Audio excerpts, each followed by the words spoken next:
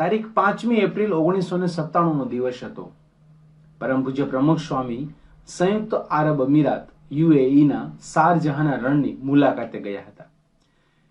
વિરાન રણમાં સંતો અને ભક્તોની ઉપસ્થિતિમાં પ્રમુખ સ્વામી મહારાજે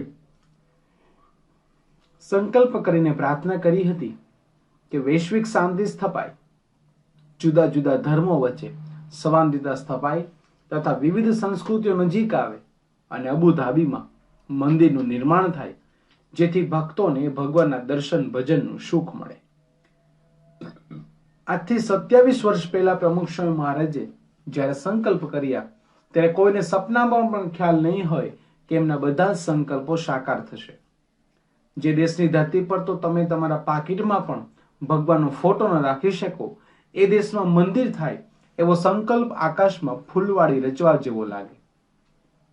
પરંતુ પ્રમુખ સ્વામી મહારાજના સંકલ્પનું બળ અને ઈષ્ટદેવ ભગવાન શ્રી સ્વામિનારાયણ પરના વિશ્વાસને લીધે 27 વર્ષ પહેલાના એના તમામ સંકલ્પો આજે સાકાર થયા છે.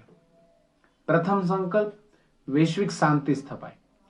જે દેશની ધરતી પર તમે જમીન પણ ન ખરીદી શકો, એ દેશના મુસ્લિમ રાજા હિન્દુ મંદિર બનાવવા માટે 27 એકર જમીન દાનમાં આપે, એ વૈશ્વિક શાંતિનું પ્રથમ પગથિયું છે. માત્ર જમીન આપે એટલું જ નહીં, વીજળી અને પાણી પણ વિના મૂલ્યે આપે. ભારતના વડાપ્રધાન શ્રી નરેન્દ્રભાઈ મોદીના પ્રયાસોથી UAEના પ્રમુખ શેખ મોહમ્મદ બિન ઝાયદ અલ નાહ્યને મંદિર બનાવવા જગ્યા આપી અને તમામ પ્રકારની મદદ કરીને વૈશ્વિક શાંતિ સ્થપાવવાના શ્રી ગણેશ કર્યા. બીજો સંકલ્પ, જુદા જુદા ધર્મો વચ્ચે સંવાદિતા સ્થપાય અને વિવિધ સંસ્કૃતિઓ નજીક આવે. અબુધાબીનું BAPS હિન્દુ મંદિર ધર્મ સંવાદિતાનું શ્રેષ્ઠતમ ઉદાહરણ છે. આ મંદિરના નિર્માણમાં તમામ ધર્મોએ સાથે મળીને કામ કર્યું છે. મંદિરના ભૂમિદાતા મુસ્લિમ છે, મંદિરના ડિઝાઇનર બુદ્ધિસ્ટ છે, મંદિરનું બાંધકામ કરનાર કંપનીના માલિક પારસી છે, મંદિરના પ્રોજેક્ટ મેનેજર શીખ છે અને ચેરમેન જૈન છે. મંદિરના નકશીકામમાં વિશ્વની વિવિધ સંસ્કૃતિઓને દર્શાવીને સંસ્કૃતિના સમન્વયનું કામ પણ થયું છે. ત્રીજો સંકલ્પ, અબુધાબીમાં મંદિર થાય. સાવ અશક્ય લાગતો આ સંકલ્પ પરમ પૂજ્ય મહંત સ્વામી મહારાજ દ્વારા પૂર્ણ થયો. સામાન્ય રીતે 1 શિખર, 3 શિખર કે 5 શિખરનું મંદિર હોય, પરંતુ મિડલ ઈસ્ટનું આ પહેલું હિન્દુ મંદિર એના સંકલ્પ કરતા પ્રમુખ સ્વામી મહારાજ જેવું જ 7 શિખરનું ભવ્ય અને દિવ્ય મંદિર છે. સંયુક્ત આરબ અમીરાતના 7 રાજ્યો છે. આ 7 રાજ્યોના પ્રતીક રૂપે 7 શિખર તૈયાર કરી UAEને વિશિષ્ટ રીતે આભાર માનવામાં આવ્યો છે. તમામ શિખર હિન્દુ ધર્મના દેવતાઓ અને ધર્મ ગ્રંથોને સમર્પિત કરવામાં આવ્યા છે. જેમ કે શિવ શિખર ભગવાન મહાદેવને સમર્પિત છે અને શિવ પુરાણના વિવિધ પ્રસંગોને શિખરના પથ્થરો પર કોતરવામાં આવ્યા છે. રામ શિખર પ્રભુ રામને સમર્પિત છે, જેના પર રામાયણના શિલ્પો છે. શ્યામ શિખર પ્રભુ શ્રી કૃષ્ણને સમર્પિત છે, જેના પર ભાગવત અને મહાભારતના વિવિધ પ્રસંગો કોતરેલા છે. અયોધ્યામાં પ્રભુ શ્રી રામનું મંદિર જે ગુલાબી પથ્થરોમાંથી તૈયાર થયું છે, એ જ ગુલાબી પથ્થરોમાંથી અબુધાબીનું મંદિર તૈયાર કરવામાં આવ્યું છે. આવું ભવ્યાતિ ભવ્ય મંદિર માત્ર 5 વર્ષના સમયગાળામાં પૂર્ણ થઈ ગયું, એ પણ ભગવાનની કૃપા છે. આજે વસંત પંચમીના પવિત્ર દિવસે આ BAPS હિન્દુ મંદિર વૈશ્વિક કલ્યાણ માટે ખુલ્લું મૂકવામાં આવ્યું.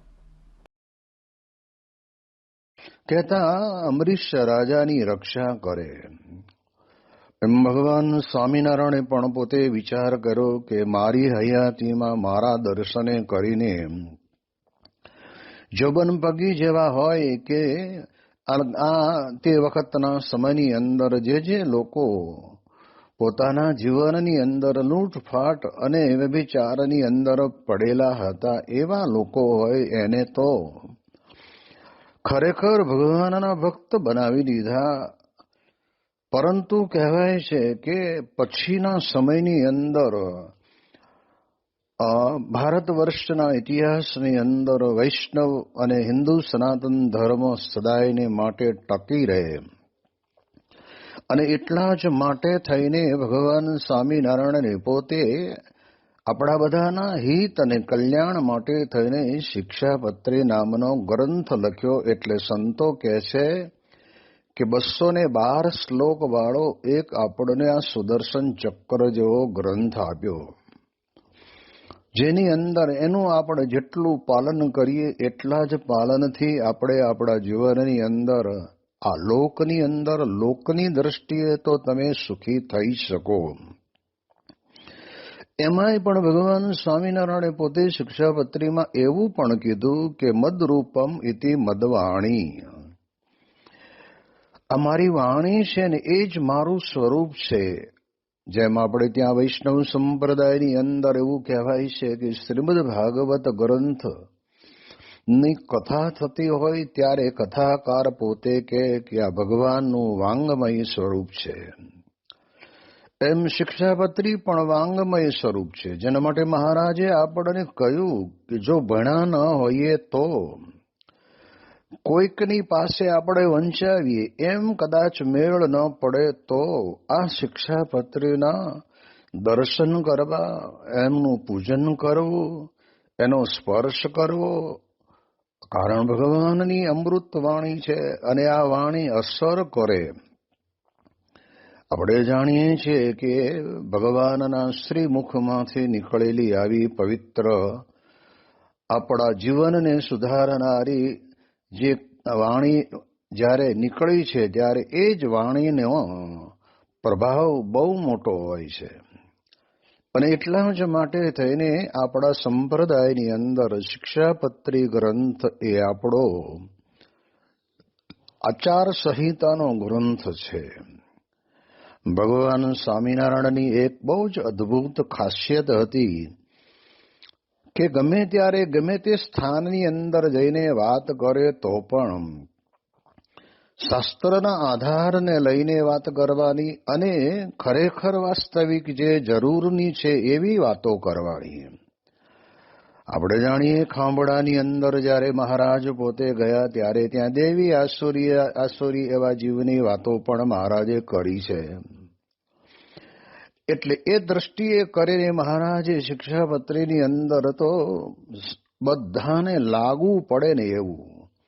અને એક શબ્દ પણ આપણને મહારાજે શિક્ષાપત્રીમાં વાપર્યો છે કે અમે જે આ શિક્ષાપત્રીનું લખાણ કર્યું છે અથવા તો અમે અમારું વાંગમય સ્વરૂપ તમને આપ્યું છે એ સર્વ જીવ હિતાવહ છે. નાના મોટા જીવ જંતુ પશુ પંખી માટે થઈને હિતાવહ છે.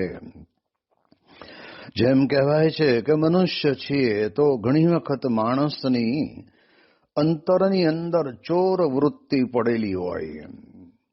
એટલે ચોરી કરવી એટલે કોકના ઘરની અંદર હાથ નાખવો એટલી જ ચોરી નહીં. એ ચોરી તો કહેવાય જ, કારણ કે પારકી વસ્તુ લઈને પોતાના ઘરની અંદર લાવીને અને પછી આ લોક ભોગ અને સુખને ભોગવવાનો અભરખા કરતો હોય એ ચોરી તો છે જ.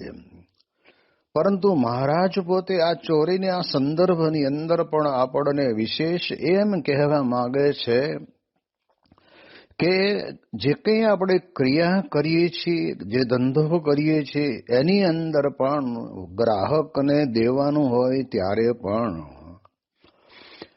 ખોટી ચોરી કરવી નહીં. થોડું ઓછું આપીને આપણે જાજુ કમાઈ લઈશું એવી આશા રાખવી નહીં. અને કદાચ એવું કોઈ કરે તો જે વ્યક્તિ લેવા આવ્યો છે એને ઓછું આપણે આપ્યું અને એના બદલાની અંદર આપણને પૈસા વધારે મળ્યા.